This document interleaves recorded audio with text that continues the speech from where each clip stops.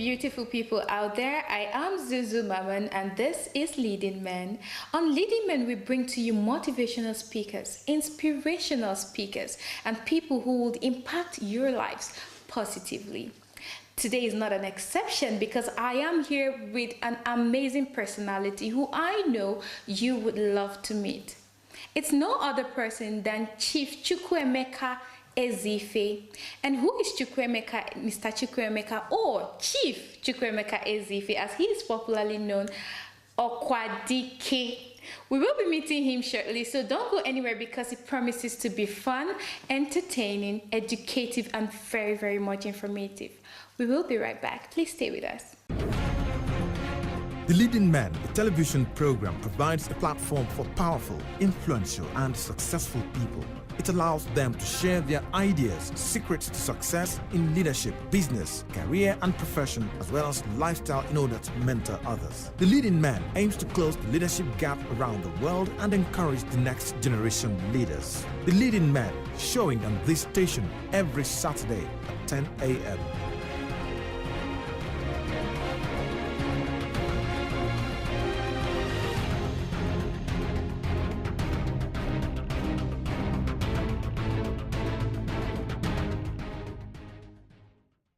Welcome back, and if you were just tuning in, this is The Leading Man on your favorite TV station, and hey, we have a lot packed for you today. It's going to be an amazing atmosphere, I promised you earlier, and in case you're just joining us again, you've not missed because we are just about to get into the business proper. I'm seated here today with Chief Okwadike, whose name is Chukwuemeka Ezefe, and he's just about to tell us a lot you need to know about this country, its economy, its political situations, and several other things you will be interested in. Good morning, sir. Good morning, beautiful girl. Nice to meet you. Thank you. Okay, please can you give us a brief introduction of yourself, aside we knowing you to be a governor from 1992/1993 in Federal Republic of Nigeria? Well, any thief can become a governor. Okay. But I'm proud to be a retired federal permanent secretary. It was after retirement from the service that I went to become governor in Anambra State.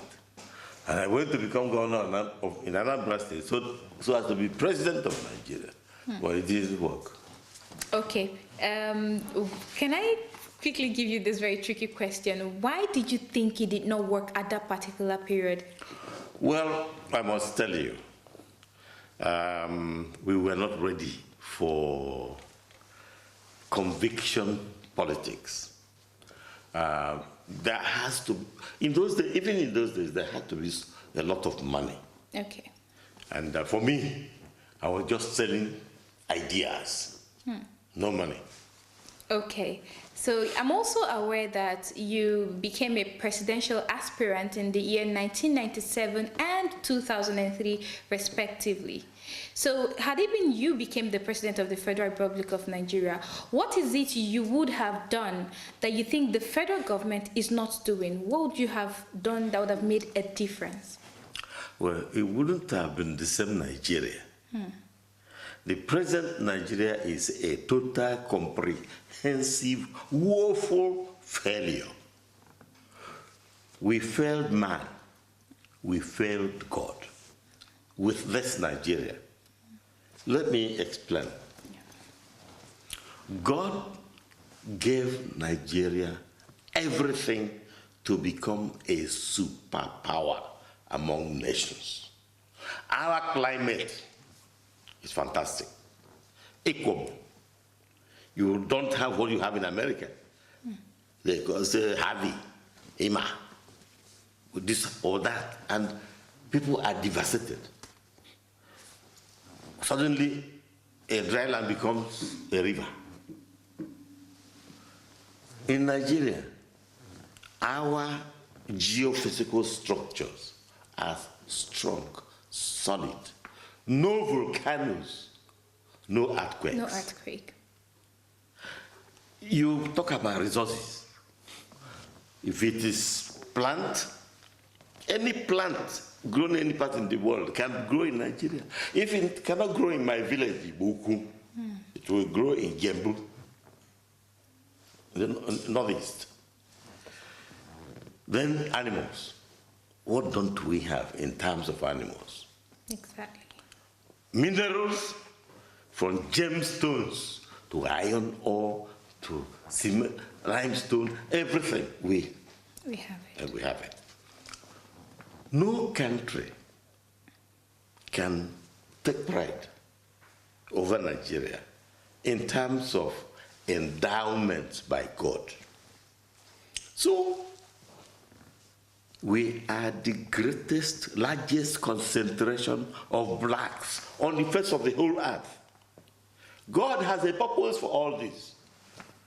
He gave us resources, gave us geographical size, gave us population, so that Nigeria should become big brother and rallying point for all blacks on earth.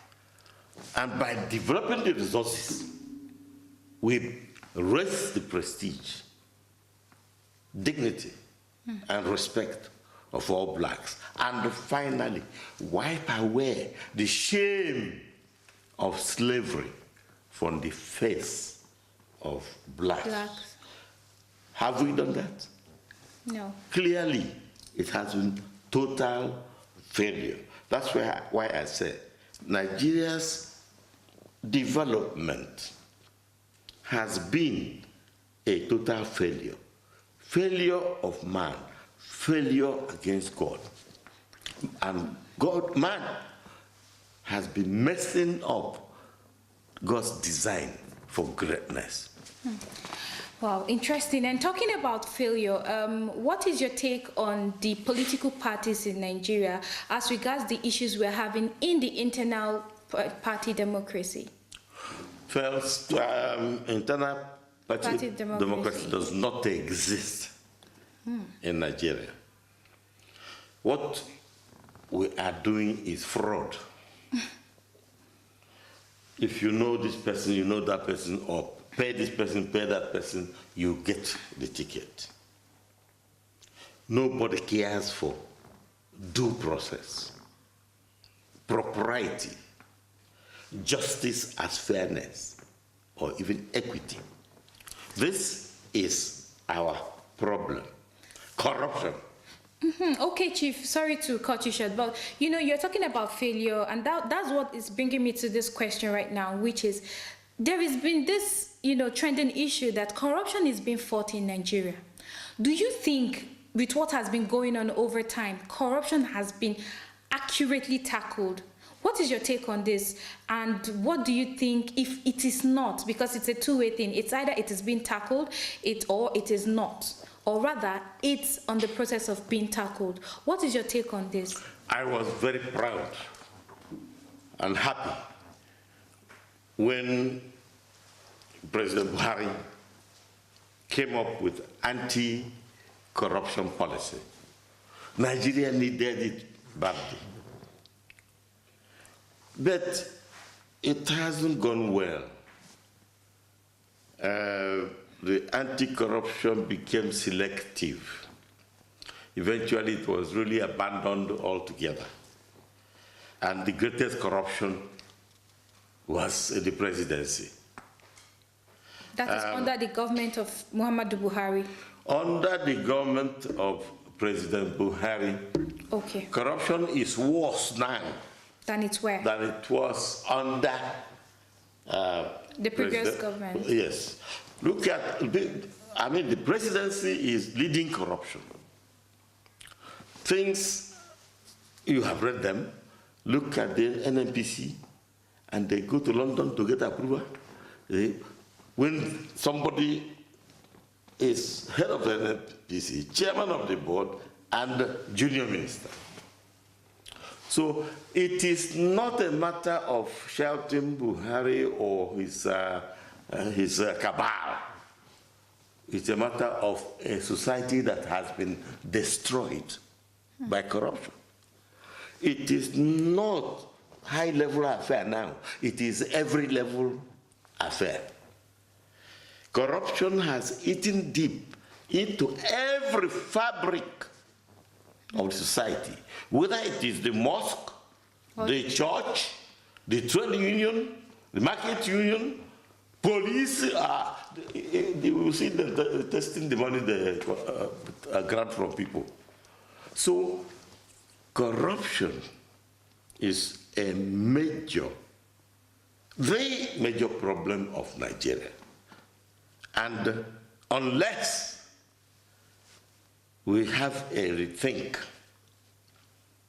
and begin to work for a new Nigeria, remaking Nigeria, because there's no reason to continue with the experiment. It's just a very alarming situation because when you look at it, they said they are fighting. They said corruption is being, fought against, and at the same time, how come no one has been convicted?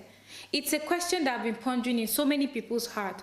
You hear corruption has been curtailed or they're fighting against corruption. So these are the things we are looking forward to. What do you think you would do if you were in this particular government, or rather if you were to be in the government today? What is it you would do differently? Or if you had won the presidential election, what would you do differently from what is going on in this particular government? Well, I wasn't, I never hid.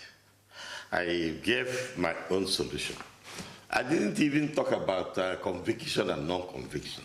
I wanted to get the money back from those who took it from Nigeria. In fact, I proposed that they be left with some small percentage to survive, and we take the rest back to developing Nigeria. Then this money you're taking back, what would you be putting it into in Nigeria? Because as we know, development is not really taking place, although in some sectors it is, but as it is going right now, the country is experiencing some hitches.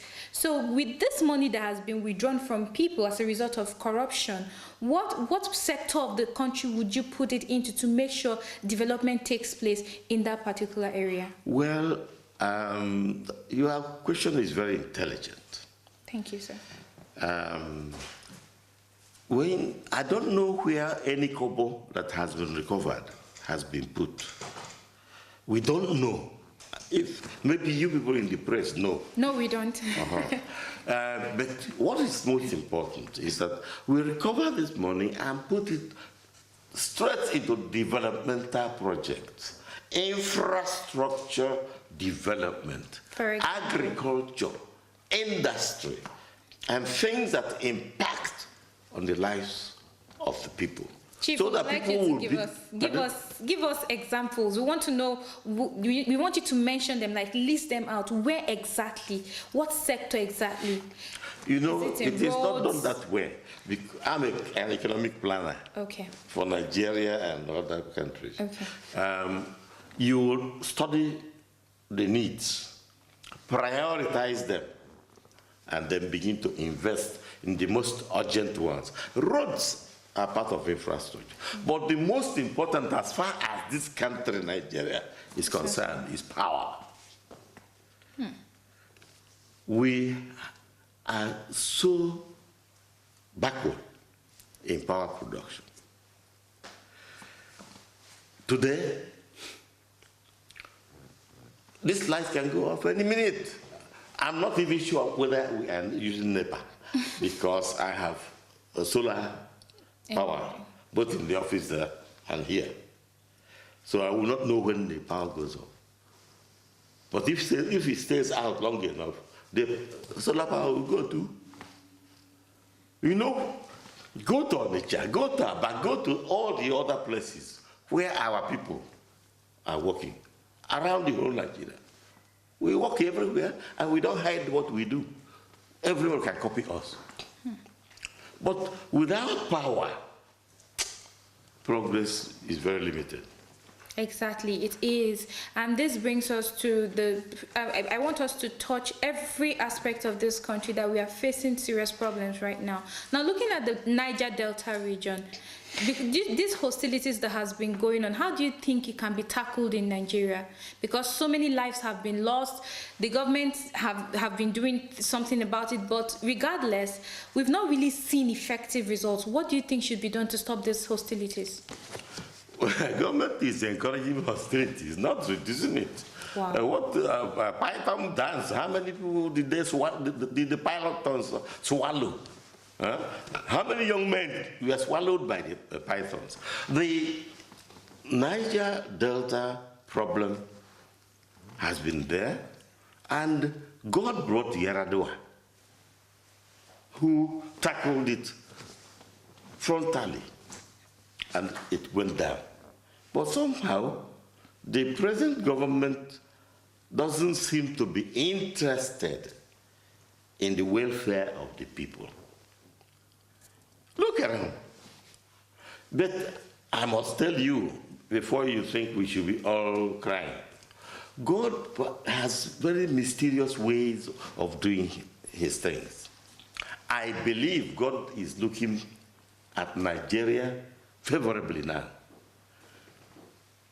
Buhari government, the APC, with all the people there, including the herdsmen, have managed to bring Nigeria to the lowest point, below which it cannot go, and from which it can only go up. But the question is, are we ready to take Nigeria up, to build a new Nigeria? The women have greater integrity than the men. Are the women prepared to join? Are the youths prepared to forget emergency riches and work hard to develop the country and be proud to be a black man? I'm a proud black man. At Harvard, I wasn't beaten by them, by the whites. Yes, tell them, Chief. Are you ready? I am ready if you're ready. And according to Chief Chukwuemeka, the women have to be ready as well. Okay, everyone watching out there, thank you for staying with me thus far. We still have a lot to talk to you about, but stay with us because we will be right back. The Leading Man, a television program, provides a platform for powerful, influential, and successful people. It allows them to share their ideas, secrets to success in leadership, business, career, and profession, as well as lifestyle in order to mentor others. The Leading Man aims to close the leadership gap around the world and encourage the next generation leaders. The Leading Man, showing on this station every Saturday at 10 a.m.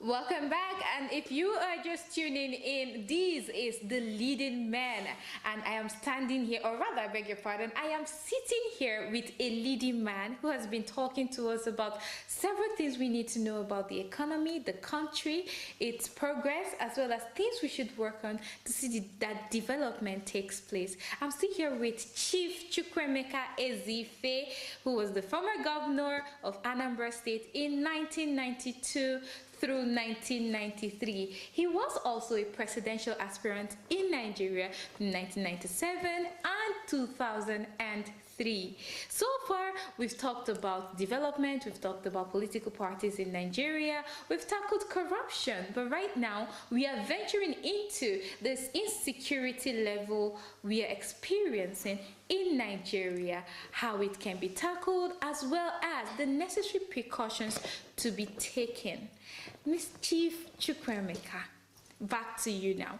What do you think, how do you think this insecurity going on in Nigeria can be handled? Who are the people who are supposed to look into the affairs of the welfare of Nigerians, and how well do you think they are carrying out their responsibilities? Well, insecurity is a major problem. When the governor of Anambra State, Willow Biano, called those of us who are the elders and told us that his first priority was security, I was first person to respond to him. I told him that those who go to church are told that they should seek first the kingdom of God and his righteousness, and everything else will be added for them. In society, in economy, in polity, you seek first security. And people who feel secure will come to participate in your development. That is what it is. But insecurity today has no limit. But there are some, this country is made up of local government, made up of states, etc. Some states are secure.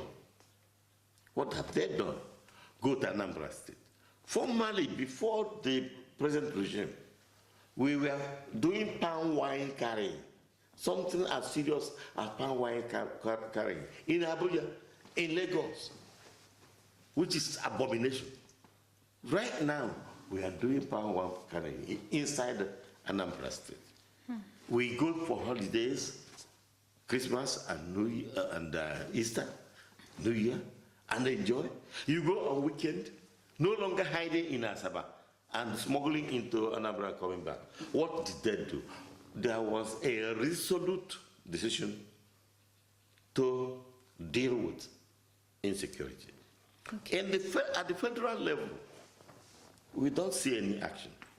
If a herdsman is carrying AK-47, which the law prohibits, and nobody is arresting him, and herdsmen kill.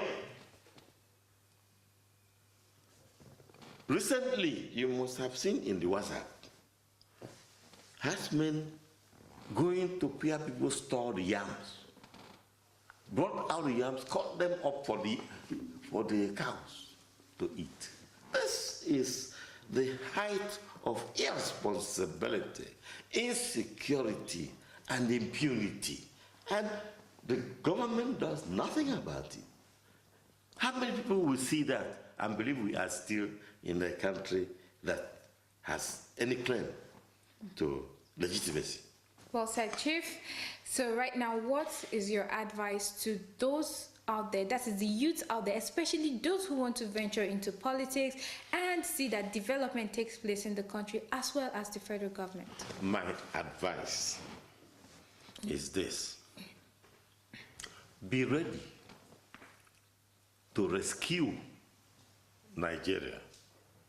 Be ready to remake Nigeria.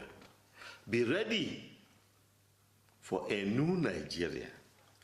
I am at the departures lounge. I'm 79.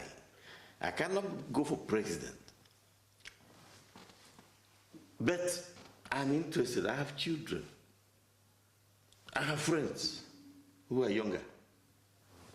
I am going to give whatever God allows me to create a new Nigeria. Recreate this country, remake Nigeria. Make a country where there will be justice, equity, egalitarianism, and fear of God. Most importantly, the fear of God. Thank you so much. It's been an amazing time with you, but we don't have to get all serious. Now it's time for the segment where I go into your personal life. So tell us about your activities. What do you do at your leisures? And tell us your hobbies. Just give us a little bit about Chief Chukwuemeka, from being the governor to you being Chukwuemeka in the real life. Well, not much different, because I don't take myself seriously. Why? I go to cat gardens, and usually some people will see me and say, is he not him? They bring a bottle of stout beer. I say, okay, we give you this. I enjoy my life. I move around. I joke a lot. I embrace every woman I see. And that's where it is. Unfortunately, people understand it. They don't go further thinking of being traumatized by me. Do you participate in any kinds of games? I played chess. Oh. I was once a president of Nigerian Chess Federation. Oh, wow. I was once the swimming pool chairman for Ikoyi Club. I play some games. I read books. And let me announce the one that people don't like to hear me say. I am going to look for a way to bring about unity in religion in Nigeria, and then spread it to the rest of the world. What is killing us in the world is misunderstanding, human error. God doesn't make mistakes. If God told Jesus, told Prophet Muhammad told anybody, what is told, he told them must be correct. How they interpret what they heard and how they write it down and let it come down to us is a different thing. Human error is responsible for all the disagreements in religion. Let me just give you one instance. Why did Muhammad come? What was his message? His message was monotheism, one God. I'm Igbo. My God is Chineke. He has another name, Chiukwu. This is very interesting. Chiukwu means great God. We have individual cheese. There's God in you, there's God in me, there's God in every person. But then there is the Chiukwu. That is the great God. There is no partner with God, that God. There's no three. That's one God. You go to the Torah, that is the Old Testament. You don't find two gods, only one God, who is even a jealous God. You go to the Gospels, you don't find any basis for three persons in one God. So, then you come to the Muslim. Because of jealousy or this disagreement between them and the Jews, they say, oh, the Jews are boasting that they have killed Isa. Isa is Jesus Christ. But they killed him not. Nor did they crucify him. Lie. Human error. From that, they made people not have salvation. Salvation comes from Jesus Christ. So I'm saying, we, human creation, we have a long way to go to worship our God and worship him in spirit and in truth. Thank you very much, Chief. It was an amazing time with you. I must confess, I learned a lot from everything you said, and I hope you out there, you've also learned from what he has enlightened us with today. Here we've come to the end of today's segment of The Leading Man. And we are going to be bringing this to you, same time, same station next week. Just keep a date with us because it's going to be another different phase with you and I, and talking about things we need to know in Nigeria and beyond. I am Zuzu Maman, and I am saying bye for now.